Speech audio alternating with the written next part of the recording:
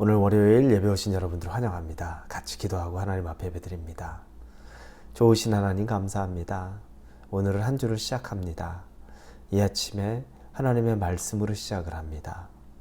하나님의 말씀이 달고 오묘해서 그 말씀 안에서 내가 다시 회복이 있고 활력이 있고 생명이 있는 그 말씀의 자리가 되기 저를 인도하여 주시옵소서. 하나님, 말씀을 대할 때 형식적으로나 또 습관적으로 대하는 것이 아니라 아버지에 대한 갈망과 아버지에 대한 기대와 감격이 있는 시간이 되도록 우리를 인도하여 주옵소서. 감사를 드리며 예수님 이름으로 기도합니다. 아멘. 오늘 말씀은 요한계시록 7장입니다. 7장 9절에서 17절까지의 말씀입니다. 계시록 7장 9절에서 17절입니다. 요한계시록 7장 9절에서 17절입니다. 찾으셨으면 우리 같이 읽겠습니다. 이 일 후에 내가 보니 각 나라와 족속과 백성과 방언에서 아무도 능히 셀 수 없는 큰 무리가 나와 흰옷을 입고 손에 종려가지를 들고 보좌 앞과 어린 양 앞에 서서 큰 소리로 외쳐 이르되 구원하심이 보좌에 앉으신 우리 하나님과 어린 양에게 있도다 하니 모든 천사가 보좌와 장로들과 내 생물의 주위에 서 있다가 보좌 앞에 엎드려 얼굴을 대고 하나님께 경배하여 이르되 아멘. 찬송과 영광과 지혜와 감사와 존귀와 권능과 힘이 우리 하나님께 세세토록 있을지어다. 아멘 하더라. 장로 중 하나가 응답하여 나에게 이르되 이 흰옷 입은 자들이 누구며 또 어디서 왔느냐. 내가 말하기를 내 주여 당신이 하시나이다 하니 그가 나에게 이르되 이는 큰 환난에서 나오는 자들인데 어린 양의 피에 그 옷을 씻어 희게 하였느니라. 그러므로 그들이 하나님의 보좌 앞에 있고 또 그의 성전에서 밤낮 하나님을 섬기매 보좌에 앉으신 이가 그들 위에 장막을 치시리니 그들이 다시는 줄이지도 아니하며 목마르지도 아니하고 해나 아무 뜨거운 기운에 상하지 아니하리니 이는 보좌 가운데 계신 어린 양이 그들의 목자가 되사 생명수 샘으로 인도하시고 하나님께서 그들의 눈에서 모든 눈물을 씻어 주실 것임이라. 아멘. 지난 시간에 이어서 사도 요한이 하나님에게 인치심을 받은 14만 4천 명을 본 환상, 그리고 두 번째 환상입니다. 그 환상을 두 번째 환상을 본 내용입니다. 두 번째 환상에는 하나님 앞에 경배를 드리는 큰 무리를 보게 됩니다. 그들은 흰옷을 입은 큰 무리라고 표현되어 있습니다. 그런데 그들이 하나님 앞에 또 보좌에 계신 이와 어린 양 앞에 경배를 드립니다. 10절에 큰 소리로 외쳐 이르되 구원하심이 보좌에 앉으신 우리 하나님과 어린 양에게 있도다 하니, 우리가 많이 듣던 내용이죠. 구원하심이 보좌에 앉으신 우리 하나님과 그 어린 양께 있도다. 찬양 가사에도 있습니다. 흰옷을 입은 큰 무리가 이 찬양을 부릅니다. 이 흰옷을 입은 큰 무리는 누구일까요? 14절에 보니까 내가 말하기를 내 주여 당신이 아시나이다 하니 그가 나에게 이르되 이는 큰 환난에서 나오는 자들인데 어린 양의 피에 그 옷을 씻어 희게 하였느니라. 큰 환난의 때를 이기고 승리한 자들입니다. 그들이 바로 흰옷을 입은 큰 무리입니다. 그들은 예수의 피로 깨끗이 씻겨서 흰옷을 입게 되었다고 오늘 본문에 나옵니다. 그 흰옷을 입은 자들, 큰 무리, 환난을 이긴 자들이 보좌에 계신 하나님과 그 어린 양께 찬양을 올리는 장면이 나옵니다.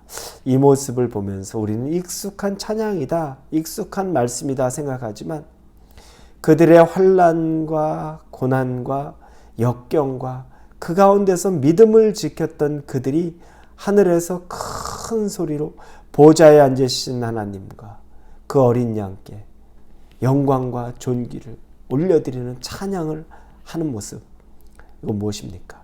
그 구원하심에 감사하는 거죠. 그 구원하심에, 구원의 감격을 정말 생생하게 이야기합니다.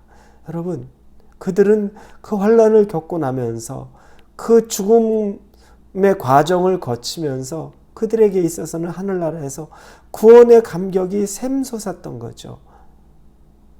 고통이다, 고난이다, 예수 믿는 것이 고난이다라고 인상 찌푸리고 있었던 것이 아니라 그 고난을 이기고 하늘 올라가서 하나님을 배우니 그들의 입술 속에서는, 입술 가운데서는 구원의 감격으로 하나님에게 외치는 찬양이 있는 겁니다.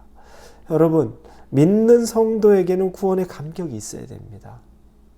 여러분의 구원의 감격을 한번 확인해 보십시오. 하나님으로 인해 여러분이 구원의 감격이 있습니까? 지금 여러분 구원받았던 것이 구원받아서 좋구나 이 정도입니까? 아니면 구원의 감격이 있습니까? 환난, 믿는 성도에게 환난은 우리를 더 단단하게 만들어주는 과정입니다. 그 과정은 결코 쉽지 않습니다. 어렵고 고통스럽고 괴로울 수 있지만 그것은 우리를 더 단단하게 만들어주고, 그리고 단단해진 우리가 하나님을 배울 때는 그 감격에 기어서 구원의 감격에 찬양을 하는 것입니다.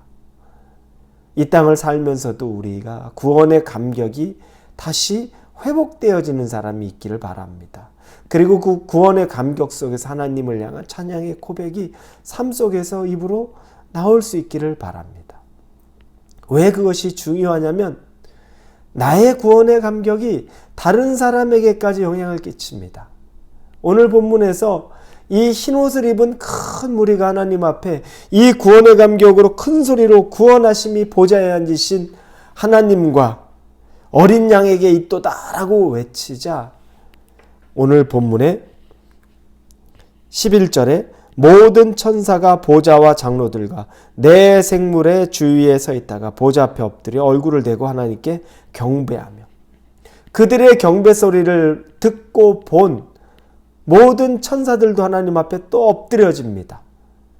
그리고 하나님 앞에 보좌에 앉으신 어린 양, 그 하나님과 어린 양 예수 그리스도에게 경배와 찬양을 드립니다. 흰옷 입은 큰 무리의 찬양이 이어지고 난 이후에 이 천사들의 찬양이 이어지는 겁니다. 여러분, 구원의 감격과 감사와 찬양은 전염됩니다. 내가 감격 속에서 살면 내 배우자나 우리 가정 속에서도 전염이 됩니다. 하나님에 대한 감격.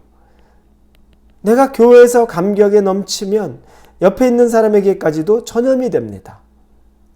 이게 하나님에 대한 감격과 감사의 능력이고 파워입니다. 반면에 거꾸로 생각해 보면 혹시 불평이나 혹시 원망으로 가득하다면 그것 또한 전염되겠죠.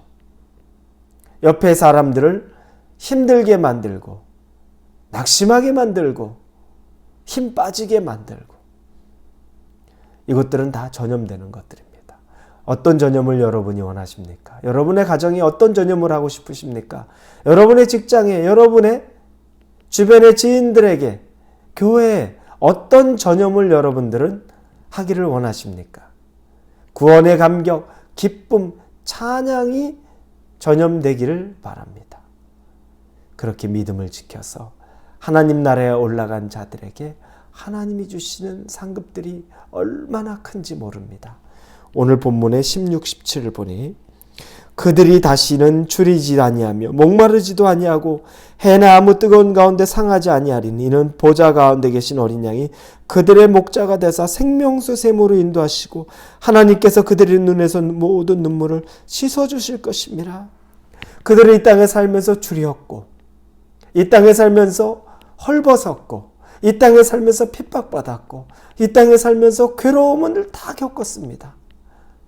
눈물이 마를 날이 없었고 고통이 마를 날이 없었는데 하늘에 올라가 하나님을 배웠고 하나님 앞에 구원의 감격으로 찬양하던 그들 가운데 다시는 그들의 눈에서 눈물을 흘리지 않도록 눈물 닦아주시겠다고 말하며 더 이상 그들은 아무나 해도 받지 않고 줄이지도 목마르지도 않게 하겠다고 말씀해 주시는 그 약속을 보게 됩니다.